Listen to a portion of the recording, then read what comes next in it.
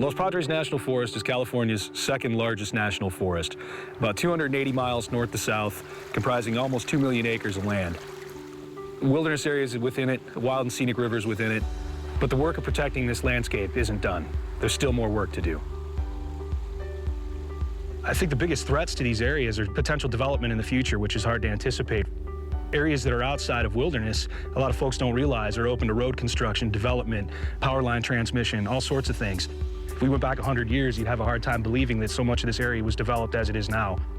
The biggest threat really is just population pressures being pushed upon these last protected lands in the Central Coast.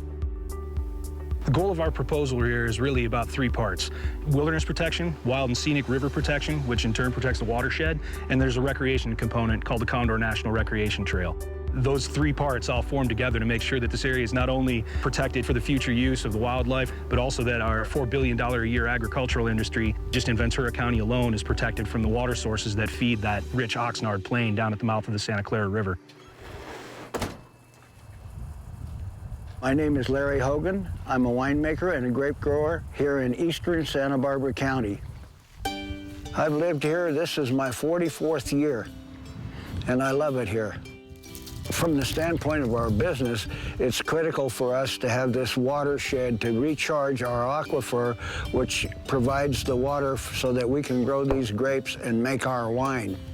All of these hills and canyons that lead down to the coast are particularly important to us, not only for their recreation value. We get out here and we hike and camp, but also because this is the source of our drinking water for the city of Ventura. It's a real basic need that this place fulfills for us.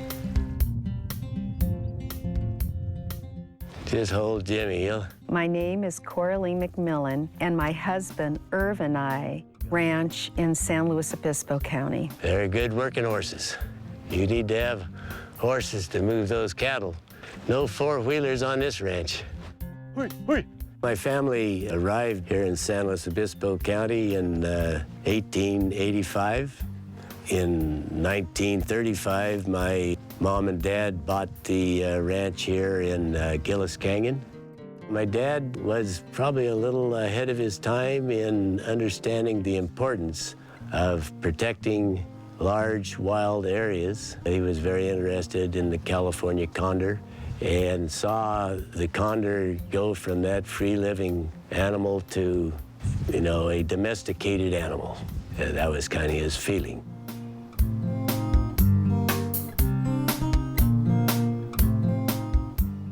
I think wilderness is important everywhere, but I think it's important here because we still have some left to save.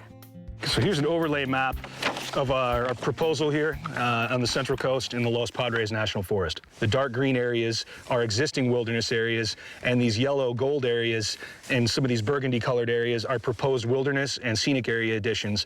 What we're trying to do is connect these island wilderness to maintain what is a really amazing linear corridor of public land, which is extended several hundred miles up and down the coast here in Central California.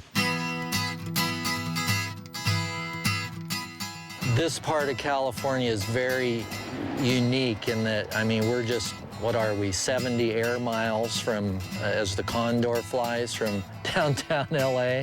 I mean, once in a while, I have to take a drive down to LA. And you come back here, then you really get it. It's like, okay. I really don't want this whole thing to go like this. I mean, I remember when LA was basically a small town, and I'm not that old, am I? What we're looking at here is Pine Mountain and the Sespe Wilderness area behind me, and the striking white rocks that you see are Piedra Blanca. What we're working at protecting is the last stretch of the Sespe Creek for wild and scenic river designation, which is one of the last undammed water sources in southern and central California, from its headwaters all the way down to where it connects to the Santa Clara River in Ventura County, California. Piru Creek is the finest piece of nature in this part of Southern California. It's virtually untouched. Almost every turn in the river holds fish, and it's perfect for spawning. It's just a wonderful place for wild fish to survive and to thrive. The wild and scenic designation, in my estimation, is critical. Without it, people could build a dam, people could drill oil wells, and take away the wild and scenic nature of this area. Pretty sure it's a spike elk. Kind of cool. So you got better eyes than I do, probably. Look right at the base of that canyon. Do you see elk in there? I first started coming out here when I was in high school.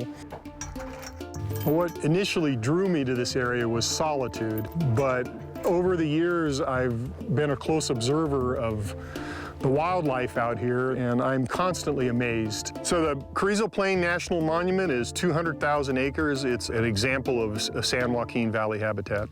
There's a large concentration of endangered species here because there's no longer habitat for these species anywhere else but here. What we're looking at here is the Soda Lake. It's a prominent feature of the Carrizo Plain National Monument. So all the rainfall that occurs drains to the Soda Lake. In the summertime, that water evaporates and it leaves a layer of white soda or salts that leach from the soil on the surface.